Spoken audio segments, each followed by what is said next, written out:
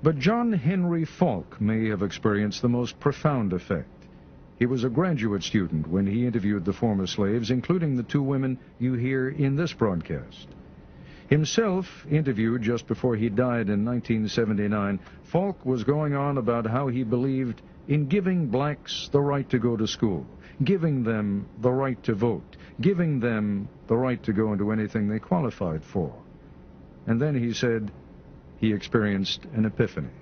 I was sitting out on a wagon tongue with this old black man, and was telling him what a different kind of white man I was. I remember him looking at me very sadly and kind of sweetly and condescending and said, "You know, you still got the disease, honey. I know you think you're cured, but you're not cured. You can't give me the right to be a human being. I'm born with that right. Now, you can keep me from having that. If you've got all the policemen and all the jobs on your side, you can deprive me of it. But you can't give it to me, because I was born with it just like you was."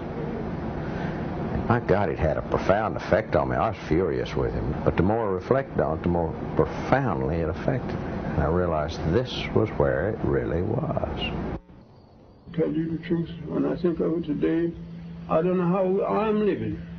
I remember that just as well look like to me, I can. Been slaves all our lives. My mother was a slave, my sister was a slave, father was a slave. They know nothing about reading right. All that I know, they teach you to mind your master and your missus. Mom and them didn't know where to go. You see, after she would go, just like you turned something out, you know. Didn't know where to go. They are haunting voices from the past, not actors reading a script or scholars reading a text, but the actual voices of men and women, Americans, who were born in slavery. My name is Fountain Hughes. I was born in Charlottesville, Virginia. My grandfather belonged to Thomas Jefferson. My grandfather was 115 years old when he died.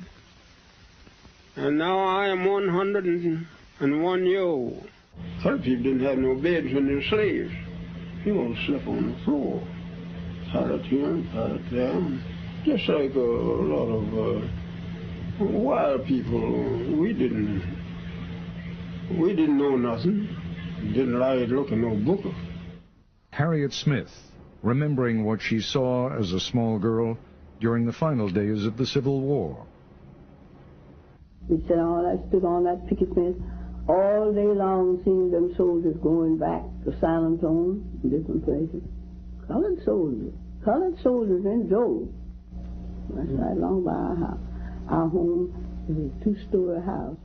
These recorded memories were among thousands of interviews done with ex-slaves in the 1930s and 40s. Can you remember slavery days very well? Of course, I remember all our white folks, and all the names of them, all the children. Call every one of the children's names. Who did you belong to? Jim Bunton, the baby boy. The results of these digitally enhanced recordings are arresting, almost unbelievable. The idea of hearing the voices of actual slaves from the plantations of the Old South is as powerful, as startling really, as if you could hear Abraham Lincoln or Robert E. Lee speak. Listen again to Fountain Hughes, who was born in 1848. We were slaves. We belonged to people. They sell us like they sell horses and cows and hogs and all like that. Have an auction bench, and they put you up on the bench and bid on you, the same as bidding on cattle, you know. Much of what these three former slaves say may at first seem unremarkable.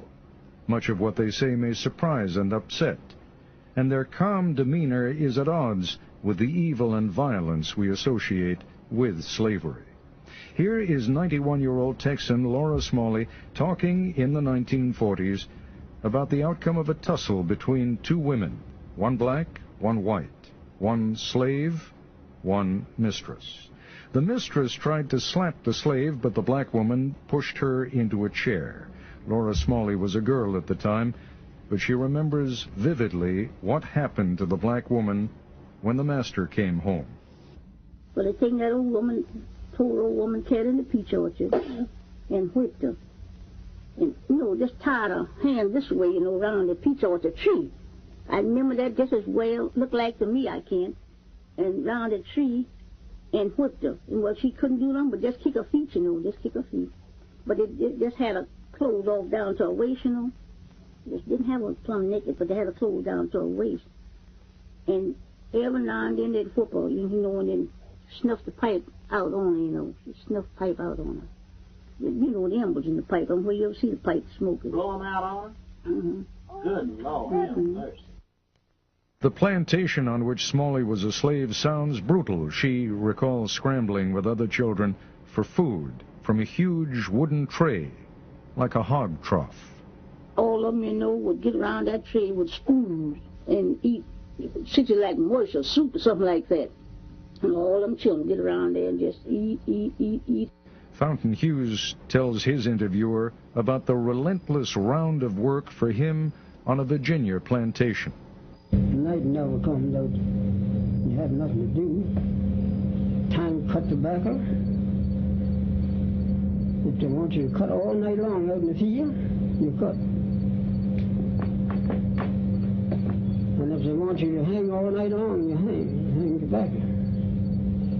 It didn't matter about your tired, being tired, you're afraid to say you're tired. It was cotton, not tobacco, that solidified slavery, though. The invention of the cotton gin at the end of the 18th century made its processing easy, but the crop still needed enormous amounts of unskilled labor. Control of the slave and his labor through laws and regulations became paramount. Fountain Hughes talks about one of those controls, the pass system. Now, I couldn't go from here across the street, or I couldn't go to nobody's house without I have a note or something from my master. And if I had that pass, that was what we call a pass. If I had that pass, I could go wherever he sent me, and I'd have to be back. Whoever he sent me to, they'd give me another pass, and I'd bring that back, so it's to show how long. Even emancipation didn't truly free the slaves. Freedom freed slaves for more travail. The end of the Civil War found many cast adrift without skills and no place to go. And the Yankees who freed them weren't always seen as benevolent liberators. I remember when the Yankees come along and took all the good horses and took sold all the meat and flour and sugar and stuff out in the river and let it go down the river. And they know the people wouldn't have nothing to live on, but they done that. The ex-slaves left one hell for another, perhaps an even more dangerous one. No longer property, they didn't have the protections afforded property.